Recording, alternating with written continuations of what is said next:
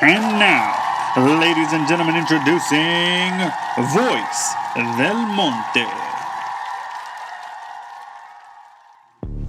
Warning. The content you are about to listen to is a work of fiction and not to be taken literally. Viewer discretion is advised. What you are about to listen to is what's known as a CreepyPasta. These stories are known to get extremely graphic. Viewer discretion is advised.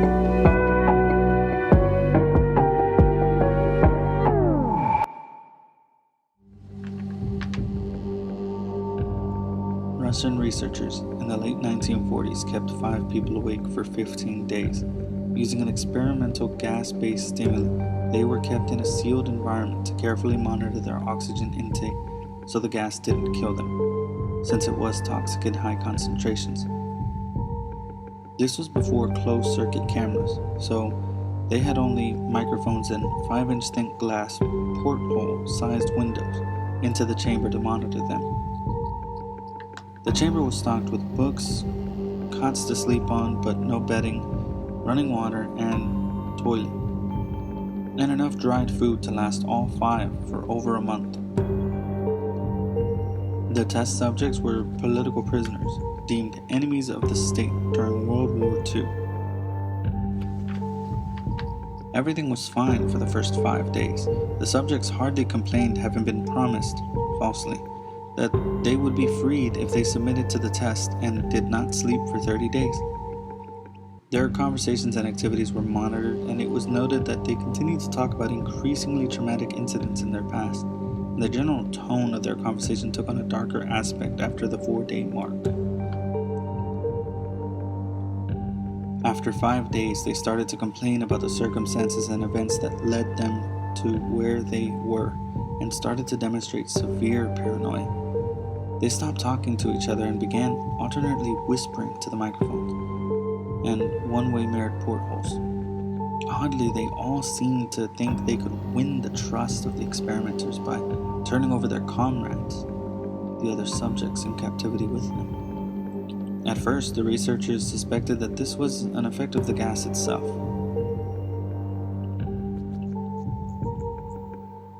After 9 days, the first of them started screaming. He ran the length of the chamber repeatedly, yelling at the top of his lungs for 3 hours straight.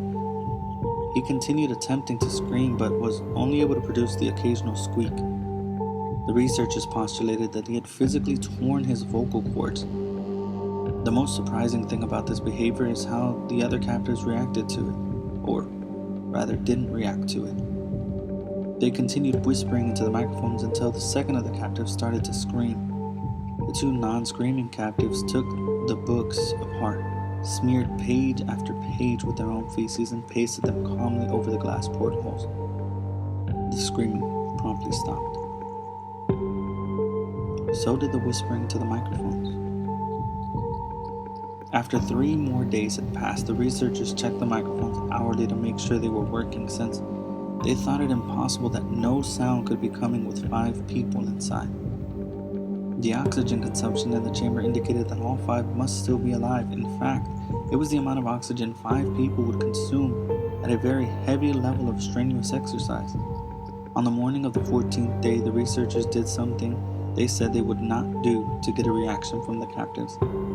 They used the intercom inside the chamber, hoping to provoke any response from the captives they were afraid were either dead or vegetable.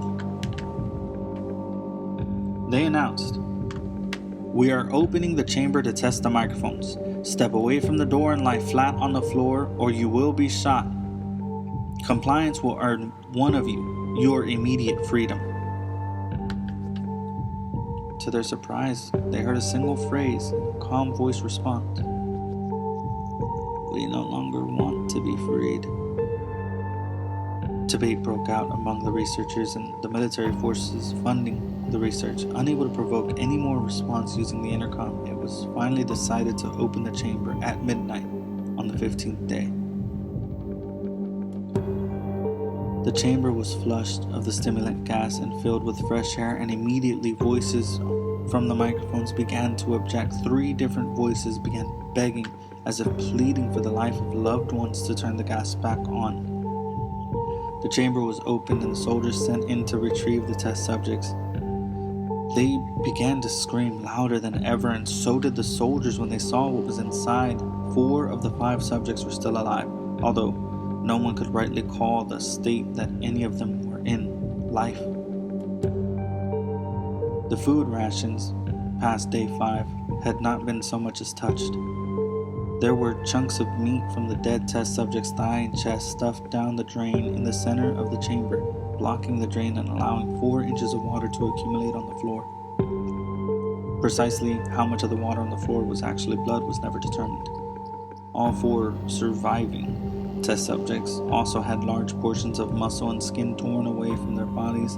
The destruction of flesh and exposed bone on their fingertips indicated that the wounds were inflicted by hand, not with teeth, as the researchers initially thought.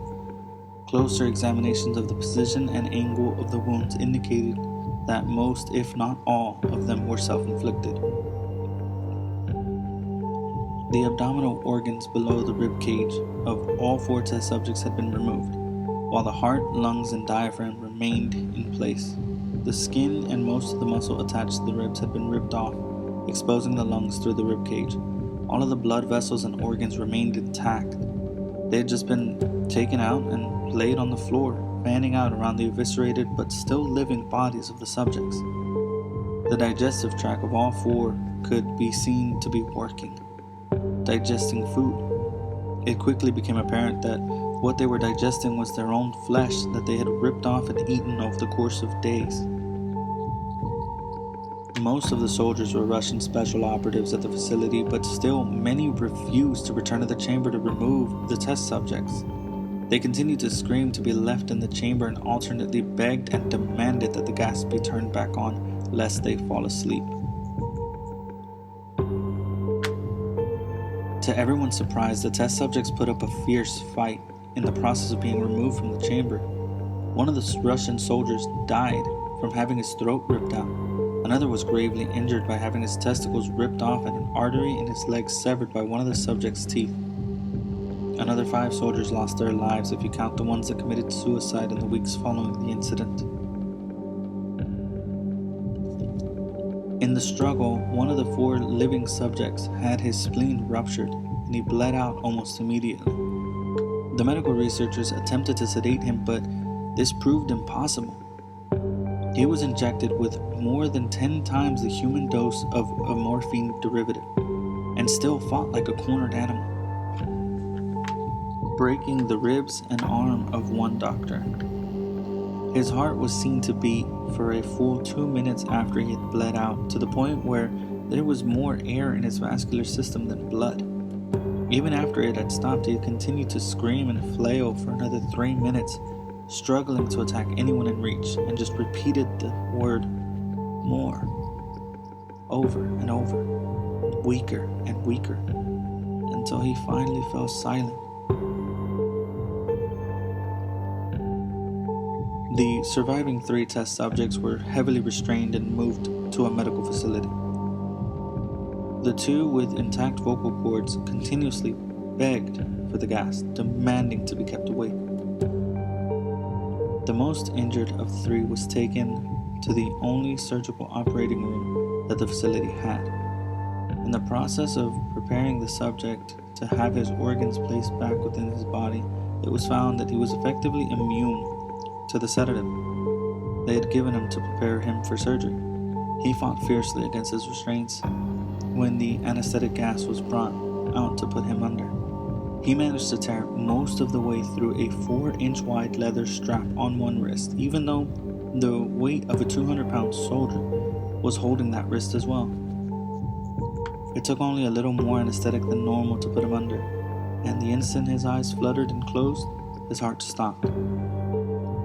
In the autopsy of the test subject that died on the operating table, it was found that his blood had tripled the normal levels of oxygen. His muscles that were still attached to his skeleton were badly torn, and he had broken 9 bones in the struggle to not be subdued. Most of them were from the force of his own muscles that had exerted on them.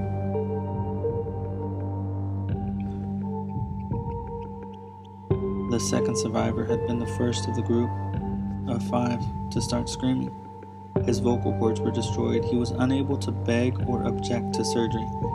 He only reacted by shaking his head violently in disapproval when the anesthetic gas was brought near him. He shook his head yes when someone suggested reluctantly they try the surgery without anesthetic, and did not react for the entire 6-hour procedure of replacing his abdominal organs and attempting to cover them with what remained of his skin. The surgeon presiding stated repeatedly that it should be medically impossible for the patient to still be alive. One terrified nurse assisting the surgery stated that she had seen the patient's mouth curl into a smile several times when his eyes met hers. When the surgery ended, the subject looked at the surgeon and began to wheeze loudly, attempting to talk while struggling. Assuming this must be something of dramatic importance, the surgeon had a pen and pad fetched so the patient could write his message. It was simple. Keep cutting. The other 2 test subjects were given the same surgery, both without anesthetic as well. Although they had to be injected with a paralytic for the duration of the operation, the surgeon found it impossible to perform the operation while the patients laughed continuously. Once paralyzed, the subjects could only follow the attending researchers with their eyes. The paralytic cleared their system in an abnormally short period of time, and they were soon trying to escape their bonds. The moment they could speak, they were again asking for the stimulant gas. The researchers had tried asking why they had injured themselves, and why they had ripped out their own guts, and why they wanted to be given the gas again. Only one response was given: I must remain awake.